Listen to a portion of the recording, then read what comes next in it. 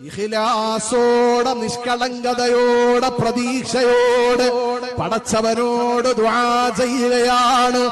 പ്രതീക്ഷയോടെ ചോദിച്ചോ, അത് എവിടെ ഇരുന്ന് ചോദിച്ചാലും, അത് കേരളത്തിലാകട്ടെ ഗൾഫിന്റെ മണ്ണിലാകട്ടെ ലോകത്തിന്റെ എവിടെ പോയിരുന്നിട്ടും ഇഖ്ലാസോടെ പടച്ചവനോട് ചോദിച്ചാൽ അല്ലാഹു തരുമെന്നത് ഉറപ്പാണ്. പ്രിയപ്പെട്ടവരെ, അംർ ബിനുൽ ജമൂഹ് റളിയല്ലാഹു അൻഹു പരിശുദ്ധമായ ഉഹദിന്റെ കവാടത്തിന്റെ മുമ്പിൽ നിന്നിട്ട് അല്ലാഹുവോട് ദുആ ചെയ്യുന്നു.